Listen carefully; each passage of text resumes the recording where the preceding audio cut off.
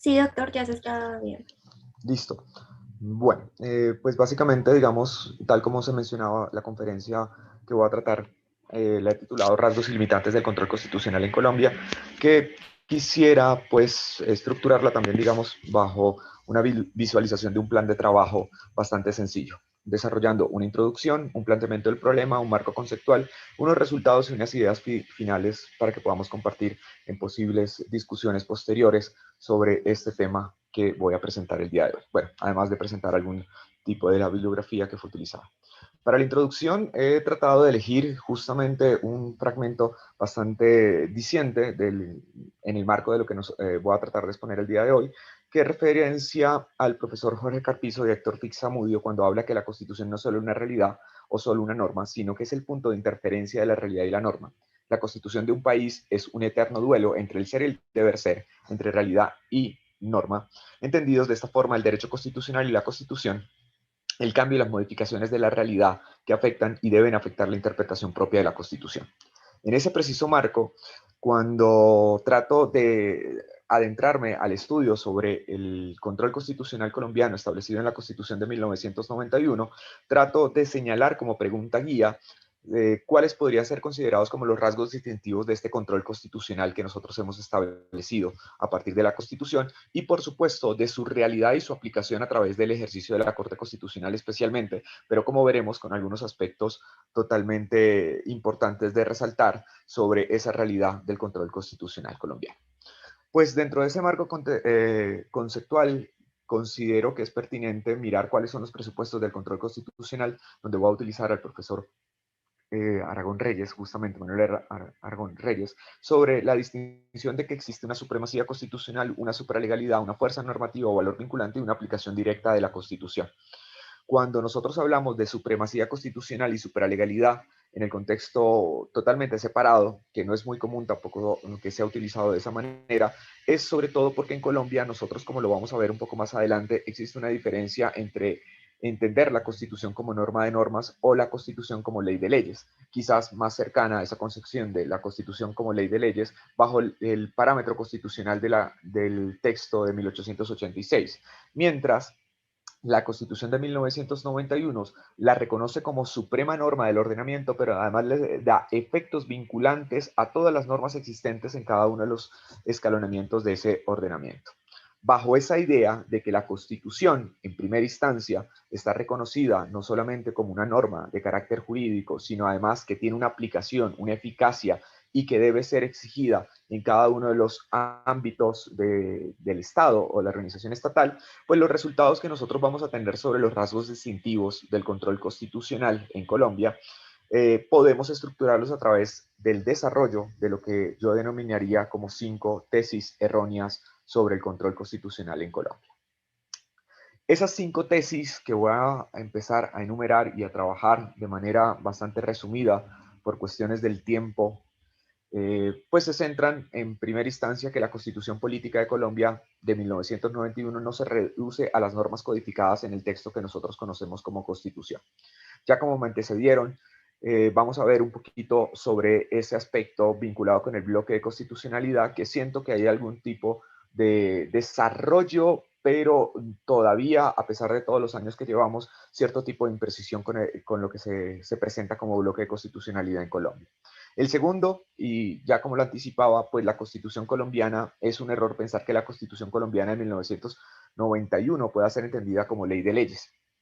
Y tiene que ver, digamos, con ese trasfondo no solamente de la autodefinición que aparece en el artículo cuarto, sino también en sus efectos en esa organización del ordenamiento jurídico.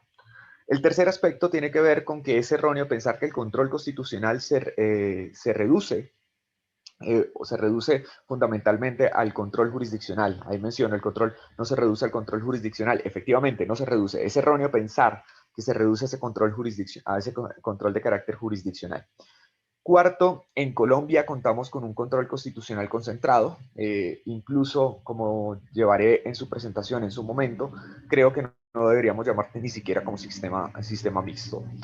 Quinto, el control constitucional que ejerce la Corte Constitucional es un control taxativo. También es una tesis totalmente errónea y ya veremos justamente por qué, incluso por encima de los parámetros que establece el propio artículo 241 de la Constitución Política como artículo o normativa esencial para el establecimiento del ejercicio del control constitucional.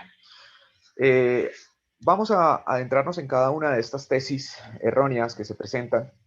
y vamos a hacer, digamos, las referencias importantes. Sin duda, la Constitución Política de 1991 no se puede reducir a las normas codificadas bajo el nombre de Constitución. Nosotros justamente cuando nos hablamos y empezamos a estructurar esa idea de la Constitución, construimos realmente una Constitución como si fuera un catálogo de libro totalmente abierto que puede ser incluida o desarrollada a través de los puntos de otras normas que no están incluidas en la codificación. Si nosotros pensamos en la Constitución como si fuera un libro, existen otras normas o otras hojas sueltas que podrían estar vinculadas o que podrían ser integradas a ese texto codificado.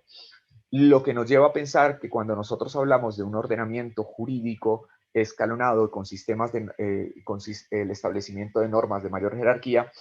en la parte superior de nuestro sistema no solamente está establecida la Constitución, sino las normas constitucionales, es decir, aquellas que pertenecen al texto codificado denominado como Constitución, como aquellas sin estar en el texto podrían ser integradas porque cuentan con el mismo rango, De ahí la importancia, sobre todo, de utilizar el término de bloque de constitucionalidad en sentido estricto, como lo ha utilizado la Corte Constitucional colombiana, que si bien en muchas ocasiones pensamos el bloque de constitucionalidad como una herramienta interpretativa, solamente es el bloque en sentido lato la que hace referencia sobre ello, que sí puede incluir normas de diferentes jerarquías, incluidas las normas de carácter constitucional o de rango constitucional, pero son dos nociones distintas que al final termina confundiéndose. Y lo otro, que por supuesto en esas normas de carácter constitucional o que hacen parte del bloque en sentido estricto, no podemos llegar a la imprecisión realmente de verlo como si fuera de manera exclusiva los tratados internacionales, porque termina siendo totalmente una imprecisión. Incluso he escuchado en muchas ocasiones que se dice que las normas o el bloque en sentido estricto está conformado por las normas internacionales. Si nosotros nos ponemos a figurar, y de ahí la imagen que establezco ahí, de las normas internacionales no solamente están en los tratados, sino existen también la costumbre internacional, las sentencias, las resoluciones, entre otros tipos de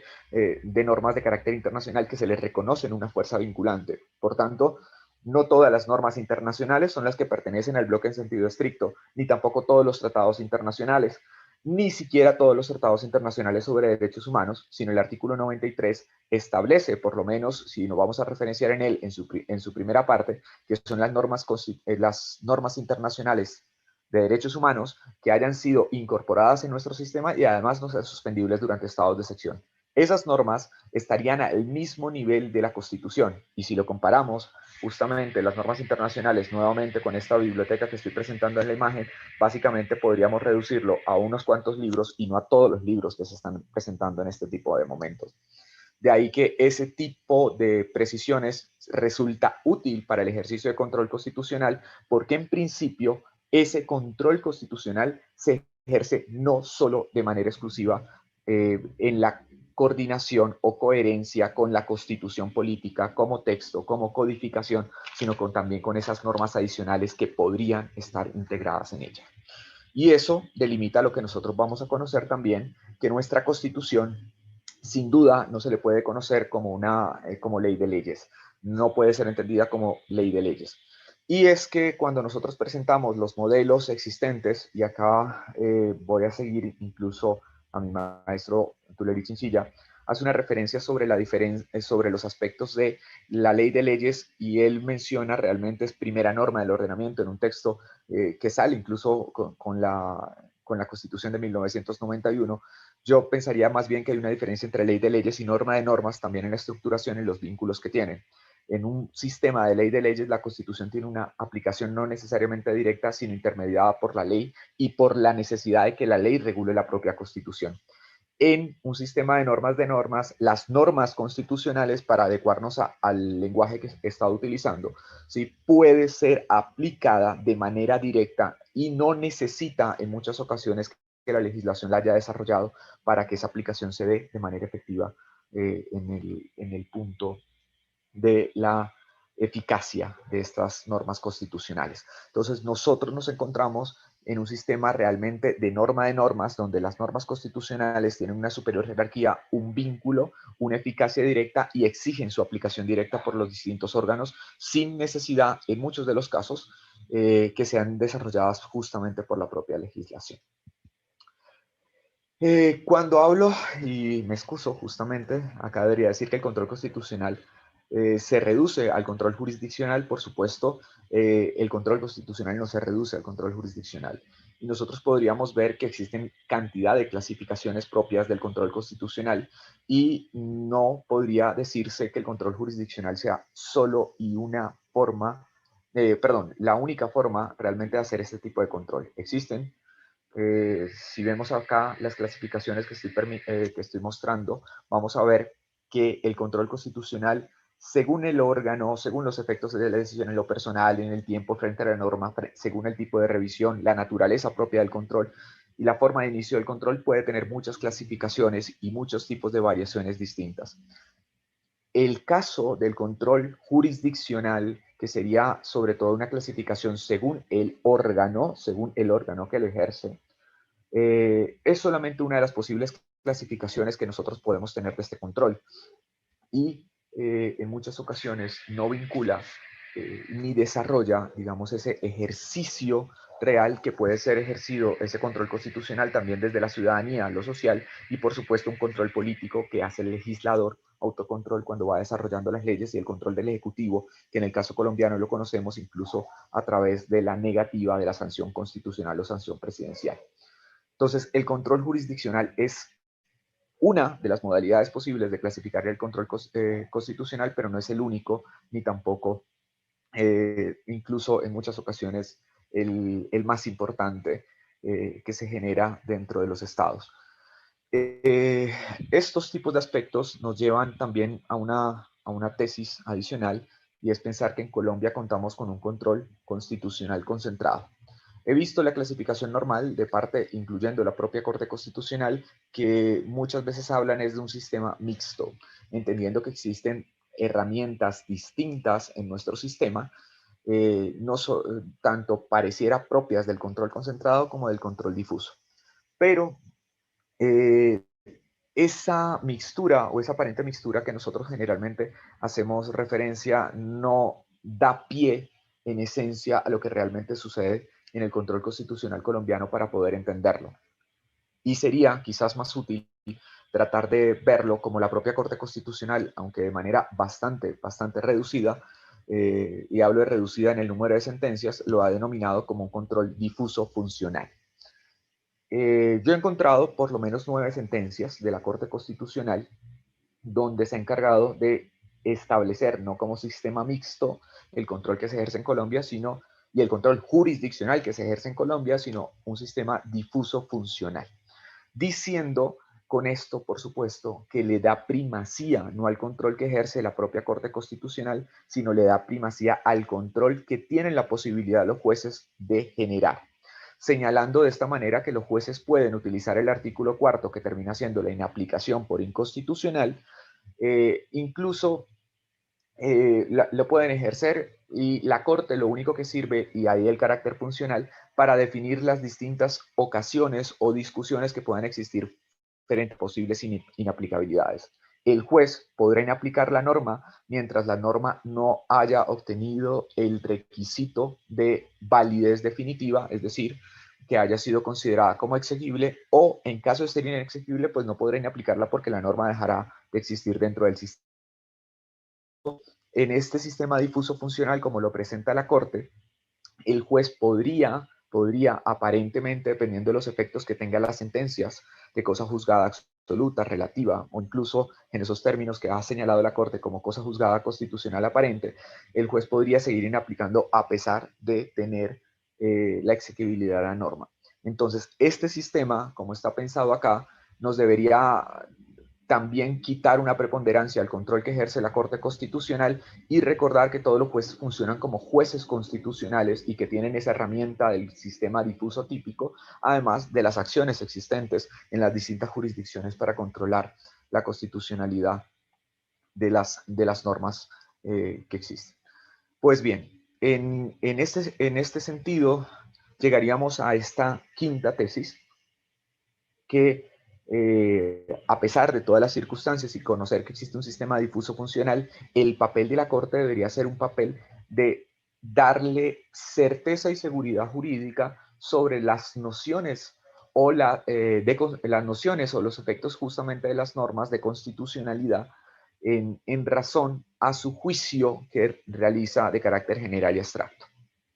Y para eso a la Corte Constitucional se le reconocen cierto tipo de funciones que no se reducen, por supuesto, al del control constitucional. También existen las de revisión y unificación de tutela, las funciones administrativas, los trámites de excusas, entre otras funciones en la Corte Constitucional. Pues bueno, a pesar de que el artículo 241 de nuestra Constitución le otorga esa función de control constitucional, lo más llamativo es que no es un control realmente taxativo según la Corte Constitucional, que es una cosa bastante llamativa porque el artículo 241 señala que en los precisos términos del presente artículo cumplirá las funciones de la Corte Constitucional, pero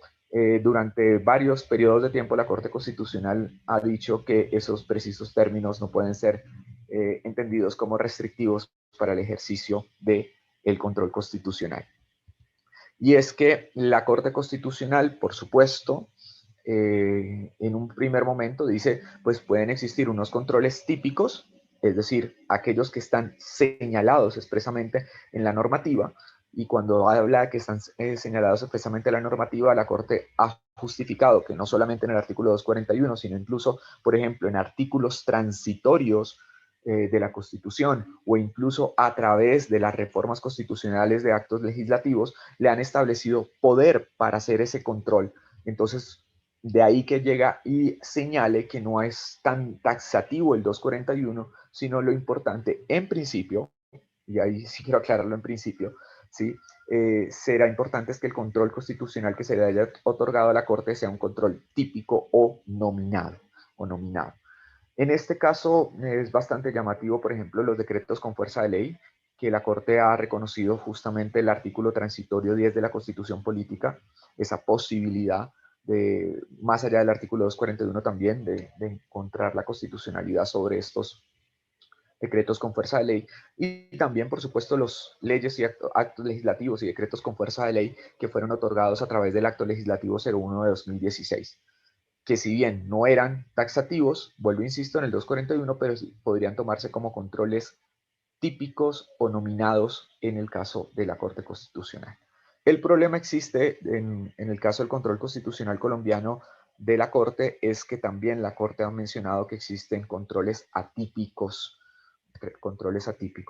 Y en una serie de sentencias, estas son algunas de ellas, aunque son mucho más extensas, ha dicho que la norma,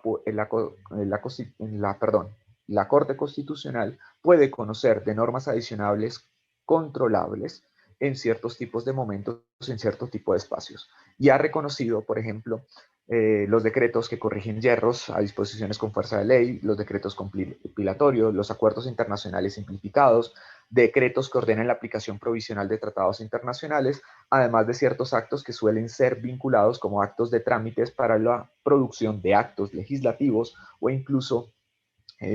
dirigidos a celebrar un referendo constitucional y legal, o un referendo constitucional o legal, ¿sí? Esos controles que no están expresamente señalados en el artículo 241, pues modifican, por supuesto, como todos los efectos que están generándose, porque básicamente la Corte estaría añadiendo y suprimiendo al mismo tiempo la función que podría tener el Consejo de Estado sobre otros actos, sobre todo de carácter administrativos, que no están señalados expresamente, bueno, actos que produce la administración, más que llamarlos actos administrativos, ¿sí? Que deberían estar en cabeza justamente del Consejo de Estado. Para terminar y redondear con las ideas, quisiera manifestar unas ideas bastante cortas, finales. Yo creo que, por supuesto, el control constitucional en Colombia nos ha costado tanto entenderlo porque es muy similar al monstruo de Frankenstein. Tiene cada una de las particularidades totalmente distintas. No es un control típico concentrado, ni tampoco un típico control difuso.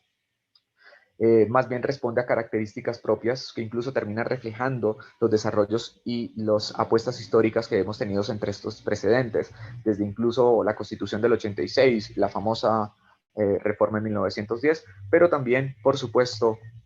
lo que tiene que ver con los desarrollos de la ley segunda de 1904, que a veces nos olvidamos sobre ello, y los antecedentes de otras constituciones que se señalan como principios de esa acción pública e inconstitucionalidad que nosotros conocemos.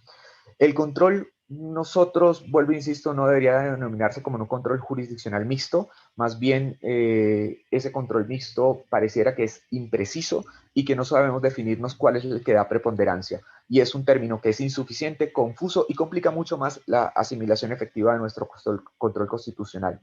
Es mejor utilizar el control difuso funcional que daría realce al papel de los jueces constitucionales, mientras puede garantizar de mejor manera la efectividad de la Constitución y reconocer, no solamente en términos constitucionales, sino en la práctica, que la jurisprudencia y el precedente es un criterio auxiliar y no una fuente directa de aplicación. Para así, finalmente,